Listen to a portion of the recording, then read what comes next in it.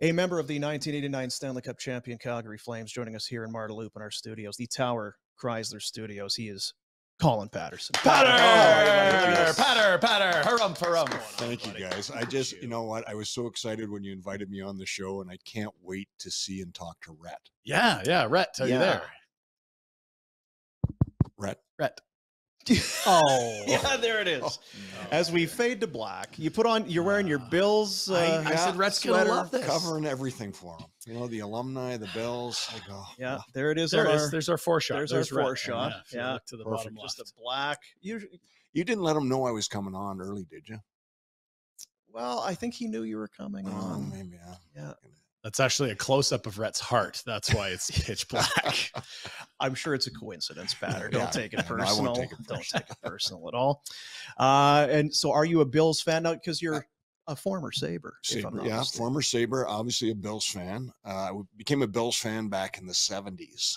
Well, pre-Sabres. Wow. Yeah, pre-Sabres. And, you know, back in the, if we can say his name, OJ, the Juice days. Yeah. You know, and they had it was a pretty exciting team back then, and then they went through a little bit of a lull, and then in the 90s, obviously, they had just a great team with Jim Kelly leading the troops, and we happened to be there for two of the runs for the Super Bowl, and the place, I mean, Buffalo is football crazy. Yeah, hockey's good, but it's crazy for football because you're an Ontario kid, right? Exactly.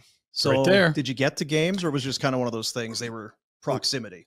But I went to a couple of games too as well. Yeah. And, much like the snow they had a couple of weeks ago, my first game, they had a huge snowfall, and it was against Minnesota Vikings. And Chuck Foreman, who was a running back for Minnesota, got hit in the eye with a snowball. Come on. And then badmouthed, obviously, Buffalo. So, of course. Yeah.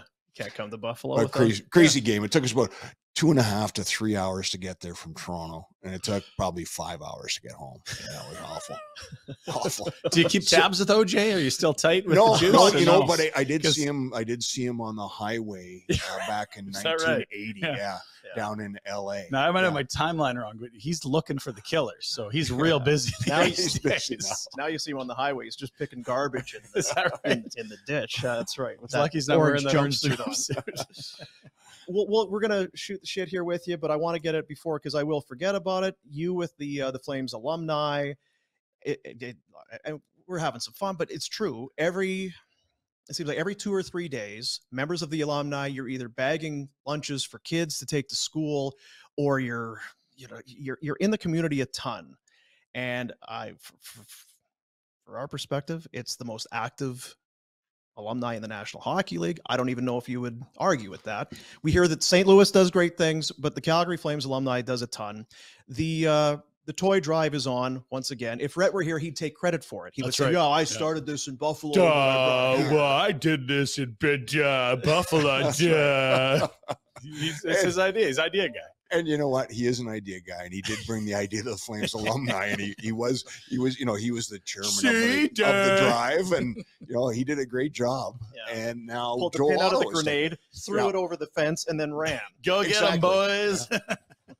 But that's his style. And once you know the style, it's great. Yeah. And I mean, this concept of him, coming up with the toy drive for us was great. It was brilliant because our alumni, as you said, does a lot of stuff. We probably did 200 events last year. Our alumni, that's incredible. Different separate events, through the year. Yeah. Because guys are going to schools, they're going to hospitals. They've got women in need. They've got kids sport, CP kids, golf tournaments, hockey games. We've got a game coming up on Friday, the mustard seed. We play a game at Springbank School. And this is, I think, probably our 19th or 20th year we've done it. Yeah. And it was all started by one of Lanny's sons, Graham, who said, "Dad, we want to do something for the mustard seed, but, we'd like to have something where the Flames alumni come out and help out." So we have a game at Springbank. And the kids, to get in, they have to bring a sock filled with, whatever items they can put in that, people from the mustard seed are going to need. Gotcha. And it's great. And then, they get cash donations and some food donations. So, yeah, it's this is, I think, our 19th or 20th year we've done this. It is amazing. 200 events. Like that's nuts. So Yeah. like you're busier than some rinks in this country. So on the screen now on our YouTube feed, but if you're listening, the TELUS building, the beautiful new TELUS Sky building, between now and Friday the 16th, which is just a couple days, you can drop off toys there. The game on Friday against the St. Louis Blues. If you're going to the game, drop off a toy. There's going to be alumni members there. You can get an autograph. And then there's some, go to flamesalumni.com is probably the way to go. All the details there. Absolutely. And you know what? There's a couple other drop-off locations too. Eau Claire Market, or Claire Tower, I guess it's called. And then Centennial Place, and then the Devon Tower. So they've got locations there that you can drop stuff off, obviously, with the TELUS Sky. And TELUS has become a great partner with us this year. And it's really good to have that. Obviously the toys are needed, the gifts are needed, but one thing that, we tend to forget is the food vouchers and cards for, all the different grocery stores that people will need to go to. Because I think this year it's going to be a lot different than years in the past, where there's going to be a tremendous need for that. Yeah. You know what? Greg Keller with Bonton Meats is one of our great sponsors. And he had kind of said that you can, and it's no disrespect, you can give away a turkey or you can do that sort of thing. Well, that's one meal. But if you can do cards or whatever, you can spread it over a few meals. You can make it count a little bit more. So for sure, those are very important. And now, do you guys, because I saw some of the videos online, I saw Otto and yourself and Jelena guys delivering some of that stuff. Is that still happening? Yeah, we go out the morning of the 24th, Christmas Eve, and we deliver. We go out with the Calgary Police, and it's the Calgary Police Services and the Calgary Police Youth Society that help drive this too. They bring the families, and they have a great program. And so we go out with them and we deliver gifts.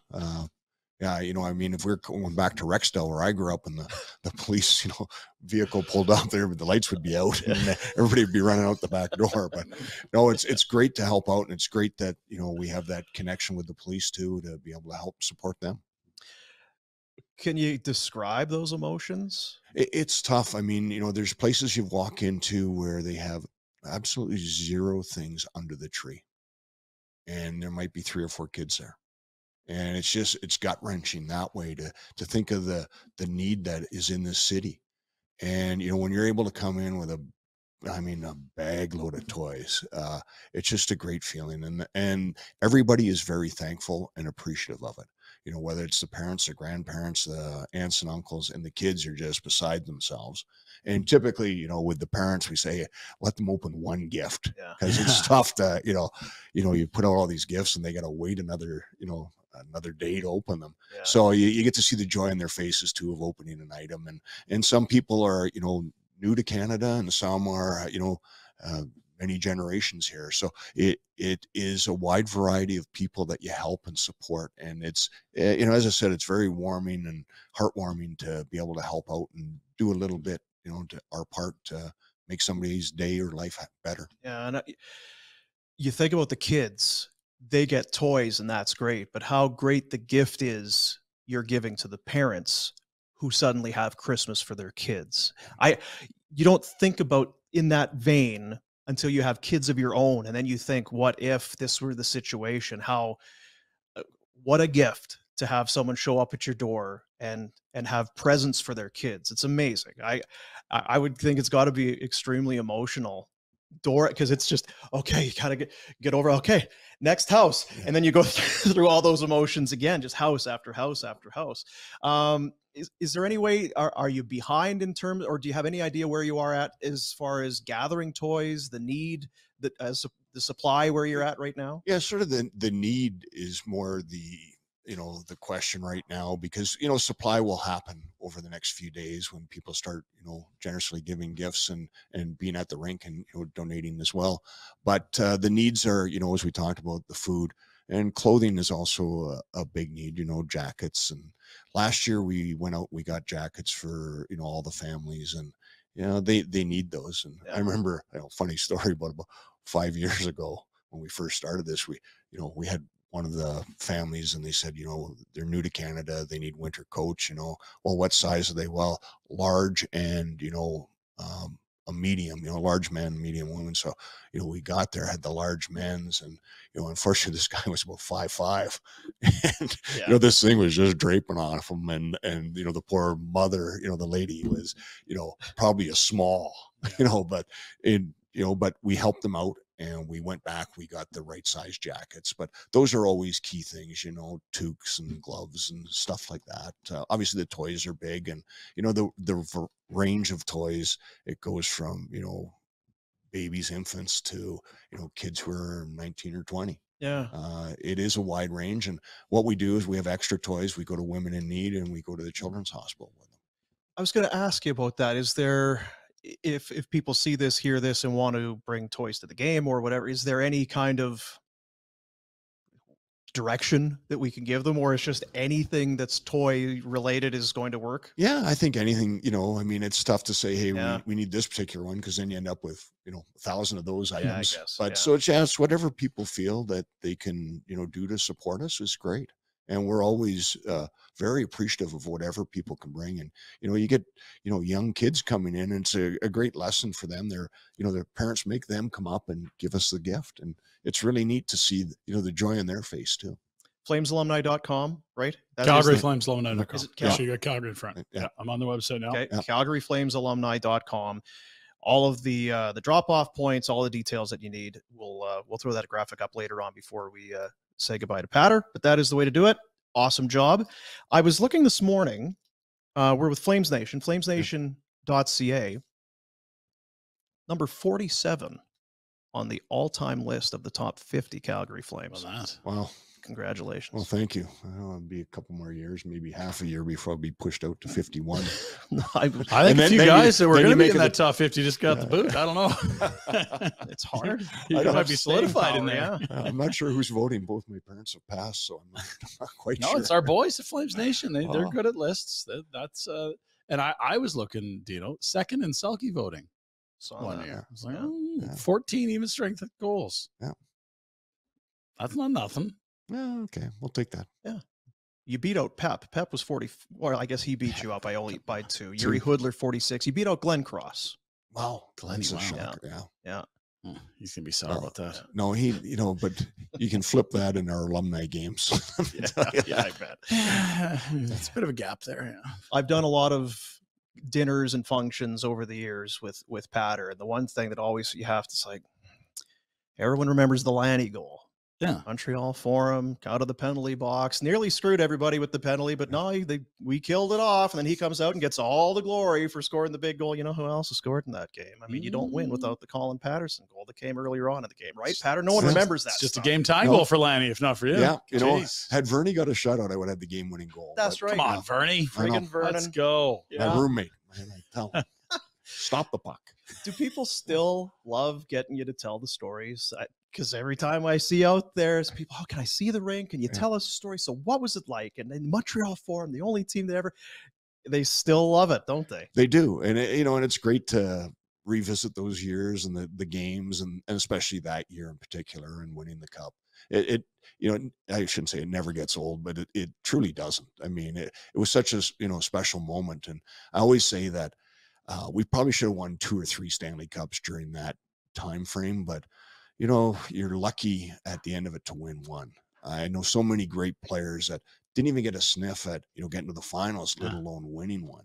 So I feel very fortunate, to be on that team, to win one, and to actually, contribute at some point. Now, you guys ran out of beer on the flight home with the cup. Is that right? You had to land the plane to get more? Well, we're trying to get Cliff to land the plane in Winnipeg, of all places, to get more beer, and he said, no, that's, we're good, fellas. Maybe just sleep this one off for a bit. or just maybe getting the hard liquor, Yeah.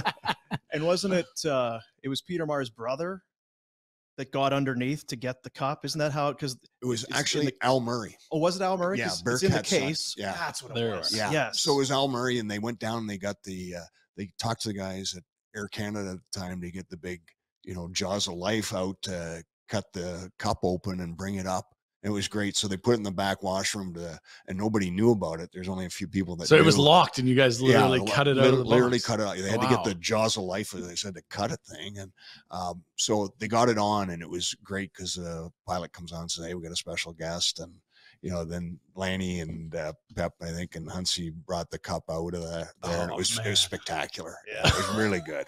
And just to have it, on the plane for the ride home was really neat.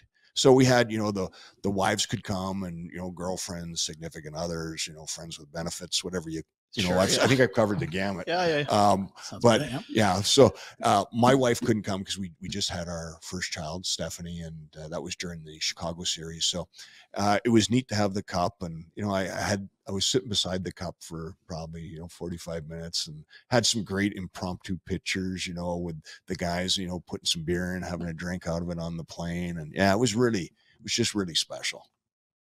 Unreal. And Tyler, right next to you, our fine producer here, was suggesting that the tradition of the cup getting a visit with the players, that was the '89 crew that started that, or how did they come to be? Yeah, it's interesting. You just put a picture up with Phil Pritchard and myself, and what happened was we were back for the NHL awards dinner, and I went up to the guy who was head of NHL security, Frank Torpy. He has an old New York cop, and he was head of NHL security. So I asked him, I said, "Hey, Frank, my parents live in Rexdale. We're in Toronto. So can I get the cup back to my parents' place?" And he goes, "Colin, can't do it. The Oilers, they wrecked everything for everybody. And, it's in the bottom of pools. It's at, places that it shouldn't be. And, blah, blah, blah. It's high security." I said, "Okay, whatever." Because what they used to do was just take it to the city, and, the people and the guys in the city would, take it home or whatever. But it wasn't like a sanctioned event. So sure enough, around the corner comes Phil Pritchard. And Phil's the guy with the white gloves who you see in, in all the TV spots and on the ice when they present the cup. And so he said to me, "Hey, Colin, where do your parents live?" I said, "They live in Rexdale." And he goes, "Well, I can probably get it out there for you, tomorrow morning, say, 9:30 or whatever." And I said, "Yeah, sure." Well, a few pops later, and, we didn't have cell phones back in the day. And for the younger listeners, they can't imagine, being without cell phones. So, how would you communicate, Colin? Well, I don't get it. Yeah. How do you even do that? Right. So what happened was I had a couple buddies who sort of got their way into the NHL awards dinner. I barely made it in, and my buddies are already in there. Right. So I said, "You guys, you got to spread the word." So they went home, they phoned a few people, and then I got home, maybe about 5 or 6 in the morning, because it was, just making sure everything was looked after at the awards. Clean up. Yeah. Help clean up. And I do that. And then, so about 8 o'clock in the morning, I go, I better go up and down my street, and I phoned a few more people and said, you phone people and you phone other people, and we'll just get as many people as we can. And I went up and down my street. I went to, basically the first house was a neighbor and a good friend, Mr. Goodman and Mrs. Goodman, and I grew up with their kids, but he was about 10 years older than my dad, so he's about 75 at the time. And I said, "Hey, Mr. Goodman," I said, and we hugged it out, congratulations, all that. I said, "Well, listen, I got the Stanley Cup coming to my parents' place." I said, "You got to come." And he goes, "Oh, I'd love to," but he goes, "I got a dentist appointment." I was like, "Oh."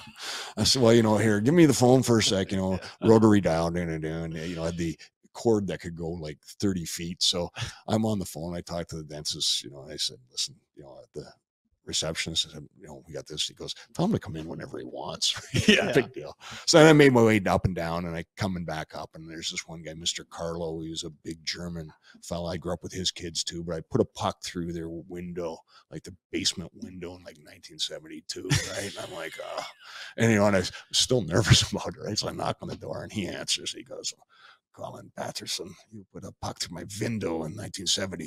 And I'm like, "Okay, Mr. Carl." So at least you recognize me. That's good news. I said, you don't hold a grudge. Yeah, yes, I thought, I'd forgotten about it too. Yeah. I said, "Listen, we get the cup coming over, to my parents' place." So, and I told people, just bring whatever you have to drink, because in those days, liquor stores weren't open all the time. Sure. They had the beer store, and then they had the liquor store in Ontario. And so people were bringing homemade hooch and whatever they had. So, 9 o'clock, there's a group of people, probably about 70 to 75 people on my parents' driveway. And, I'm expecting this big armored truck to wheel in and deliver the cup, and, away we go. Well, and people had made up signs too. A bunch of my neighbors had made up signs. It was actually really neat. So 9 o'clock, nothing. 9:15, I'm like, I'm pretty sure he said today. But then I'm going, I don't even know Phil's last name. Right? All I know is Phil. So with the cup. The cup Guy. Yeah. You know, and I White said, gloves. Phil, I go, you know, and I go, I don't even know how to get a hold of him, like to phone him. Yeah. And I gave him my parents' address. You didn't have Google Maps or any, you know, No, hey, MapQuest back in no. the day. You figured it out, right? So I'm like, oh man, you know, this could be really ugly. And, you know, obviously everybody's starting to get a little, you know, when's the cup going? I can hear it. Yeah. And they're starting to have a few of their drinks. And I'm like, oh, this could get ugly pretty quick. So you start a riot, right? Oh yeah, right there in Rexdale. Rexdale riot. Yeah. Be right reading about it again. So about 9:30, this Toyota Tercel hatchback pulls up in my parents' driveway. I go flying down the stairs. I'm driveway and I'm going, get this thing, you know, because I think it's one of my buddies. Yeah, And it's like, sure Guys, enough, not now. Get your Oh, shit yeah. box out. yeah. And that's what I was, you know, basically going to say. So he rolls down the window. You know, there's no electric windows. He's rolling the window down, and it's Phil Pritchard. I said, Phil, oh, thank goodness. I said, when's the cup coming? He goes, I've got it in the back. So he has a Stanley Cup in the back of his Toyota Tercel hatchback, wrapped in bubbled plastic. Yes. He's driven on the 401 highway, busiest highway in Canada. And I go, oh my goodness. So he pulls it out, we get it unraveled, and we just had a fabulous time. He was probably there for about 5 or 6 hours. And, you know, people were coming and going, probably had, 150 people throughout the day. And then Phil had to go and go somewhere else. But, you know, you couldn't, now the rule is if you haven't won the cup, you can't hold it. And I know why they have that rule. My buddies have it over their head. And we're drinking stuff out of it, but it was an absolute fabulous time. So fast forward about 20, 25 years later, I get a phone call from this lady in Toronto who works for some film company. And she goes, yeah, I want to know about when you had the cup. And I'm like, who put you up to this? Did Lanny or was it Pep? What have you heard? Yeah, what's going on? Yeah, I know. So I click, and then phone's back again. I'm like, yeah, okay, yeah, good one. Yeah. Bullshit, click. Yeah. And then all of a sudden I get another phone call. It's Phil Pritchard. He goes, hey, Colin, it's Phil Pritchard. Hey, Phil, how you doing? That's Phil, the cup guy. Yeah. He goes, well, they're doing this thing on my top 10 moments of my time with the Stanley Cup. And that's number 1. And he goes, it was really the start of the modern day with the cup. Yeah. Yeah. So now, from that, it took a couple of years to get probably some of the management on side with it, but then they started taking it to every player. Because back in those days, obviously if you're a big name player, you'd get it, but just for your average player, you weren't getting it. So when I got back to Calgary, I ended up getting it for another half day, in Calgary, which was great. But yeah, that was the start of the modern day with a cup. And it's pretty neat to have that impact on and there's nothing like it, because I've been fortunate enough, whether it's through work or whatever, when that thing shows up, it's unlike anything else. They don't care who, the player, you want it, great. The cup is here. It takes over the room. It takes over the day. And you hear the argument all the time about, Major League Baseball or NFL or whatever. They can take those trophies wherever they want. There is nothing like when the cup shows up in a room. It is instant celebrity status. And it's pretty special. And I mean, what people don't realize is, your name goes on a ring on the cup. And once the one ring is full, then they take the top one off. So you're essentially, if you can plan it right, you can be on it for 50 years, which you go, oh, that's a long time. Now I'm only on it for another 12 or 14 years, whatever it is. Another lockout, Gary. Yeah, Logan awesome. O'Connor and Cale McCarr are Calgary guys. And I got to take my kids, who were 6 at the time, to go see Logan O'Connor at Flames Community Arena with the cup. Like, it is something. And their eyes are dinner plates, and the dads are getting a little misty, and even the moms are like, look at this. It's incredible. Yeah, because Braden Point did the same thing too. Of He course. just showed up at Cardell in the south there and just walked out onto the ice with the thing. And kids were playing summer hockey. Wow. Yeah. It's like, maybe didn't know who Braden Point was, but it's somebody with the Stanley Cup. This is the coolest thing ever. You look back at those teams, and we always have fun with Lanny because he is the nicest guy in the world. Everybody loves Lanny. You talk about being recognizable around the world and guy that gives back.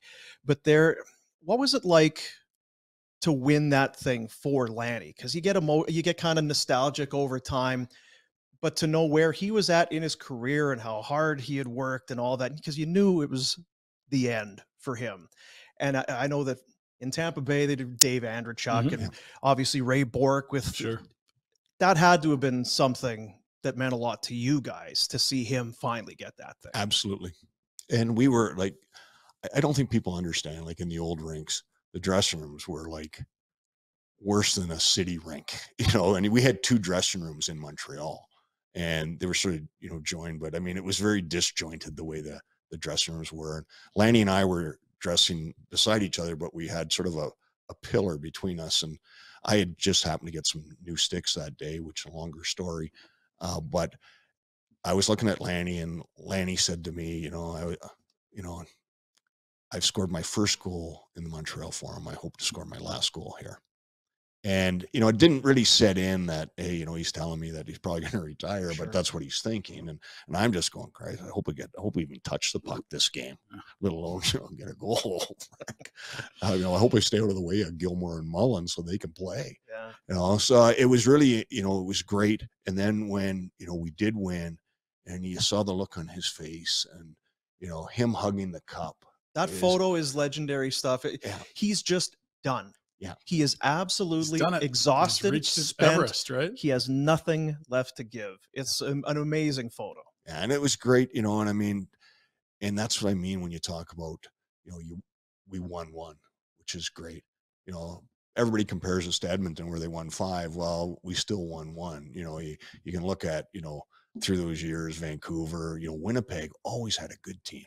Like couldn't get out of the damn division. Yeah. That was the problem, Smythe division. You got 2 Titans in there. Yeah. We had one year we were, I think we were number 1 or Edmonton was 1. We were 2. And then Winnipeg was number 5 in the league. Wow. You know, that was in the league, you know, and then in our division, obviously we're 1, 2, and 3. Round 1. And somebody's gone. Yeah. Who deserves, because you hear a lot about Theo and you wonder about Vernie, guys that should be in the Hall of Fame. Because you forget, you see Vernon because the Red Wings had their celebration recently for whatever, how many anniversaries. You talk about getting old. With that rivalry series too, right? Shanahan and Yzerman and Fetisov and all those guys come out. It's like, yeah, he was in net for that one too. They don't win without him. You don't win without him. You don't get out of round 1 without him. Yeah. And he, you know, he was MVP obviously in Detroit. Yeah. You know, and it was between he and Al McInnes for MVP in our year. Conn Smythe, for the playoffs. And I think he should be in the Hall of Fame. I think, you know, Theo's got great stats. You know, I think another guy you can look at is Gary Roberts. Yeah. You know, when you look at Gary Roberts' stats versus Cam Neely's, you know. Yeah. He scored I think 50 and 50 coming back from injury. Yeah. And Gary had a life, you know, injury that could have, you know, put him out forever. And he came back from that, which was absolutely incredible. Came back as an elite player. Yeah. Like came back as one of the best players in the league. And feared. Oh, yeah. Guys feared him. Tough as nails and great guy. And, you know, he really, that's when he sort of shifted, you know, and became sort of that guru on fitness. After he fixed his back, right? Yeah. I remember he was, you know, I was retired by the time, but he was, you know, using one of those Swedish, you know, balls that you get on and you do your exercise. He goes, yeah, you get on and, you know, you take the free weights, you do this. So I got on, I had it in our bedroom and I go, I get the free weights.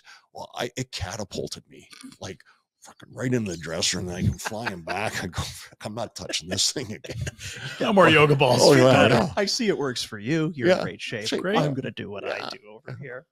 So what's up for the, we'll wrap it up with another shot of the graphic and the toy drive. But between now, are you done shopping? We talked about before we went on about 11 days here. Yeah. You in good shape? I'm one of those, you know, sort of last minute type guys. Yeah. It's surprising.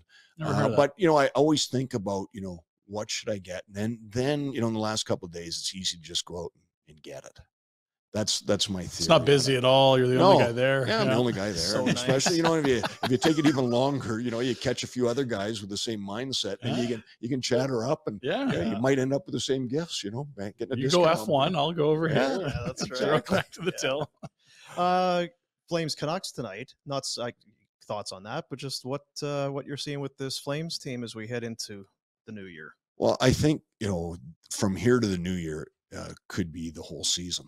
I mean, I think they got 6 or 7 games, a lot of them, against San rivals. Jose, And finally some divisional games. Yeah. Right? Those are games there. They're 4-point games, and where they are now in the standings, as you guys talked about early on, this is a huge game for them.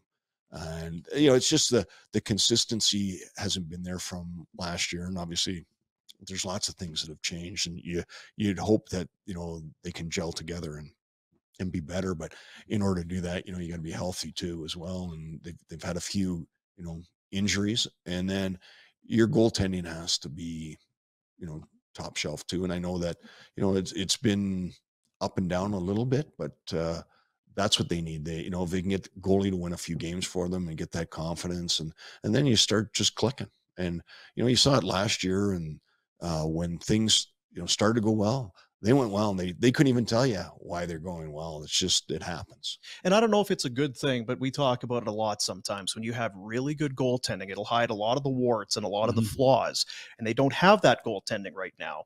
So I feel like you're seeing the flaws. The power play could be better. The PK is pretty good. If that goaltending can start to really kick in, the flaws aren't debilitating. No. You can overcome them with better goaltending. That 7-game skid we're talking about was like, well, Hero hasn't been himself. The decor has been really loose. It doesn't look like a Sutter team. The work ethic's sort of been just okay. Like, these are all things that are going to get better. But again, you need those saves. Yeah, and you need them early on too. That's been a thing too. I think crazy. Part of it is they've been down, 1-0 in first minute or two, and in quite a few games. Yeah. And it's tough because your mindset as a player as well. One is we're behind. We got to get that back, but we got to get ahead. And sometimes you take risks that you don't normally take, and then all of a sudden you're down another goal. And if you can't score, then it's even tougher. Let's talk about the toy drive before we let you go. Friday night, St. Louis Blues are in town. Bring your toys, drop them off. Alumni going to be there. Get your autographs all week at the TELUS Sky Building, 685 Center Street. I need my glasses. I'm getting a little pad. I can barely see on the screen. I got a pair here. And then 3 separate locations downtown. You have the Eau Claire Tower, the Centennial Place, and I just need to move my Devon Tower. There we go. Yeah. And Big Otts, myself and Mason Raymond will be there tomorrow at the TELUS Sky. Nice. So myself and a couple of pieces of eye candy for the ladies. So that's right. Otts doesn't age, hey? No, he doesn't. Just like drink carrot juice and sleep in a hyperbaric chamber? What's going on with him? It must be that. I'm not sure. Whatever beer he's drinking, I'm going to start buying. Yeah, seriously. And then Mason Raymond is, you talk about our alumni, and we get a lot of young guys coming in, and Mason's one of them, Curtis Glencross, Commie, all the, Corey Sarich, a lot of these young guys coming in that are really great at being involved. Yeah. And I feel really good about the future of our alumni because of those guys.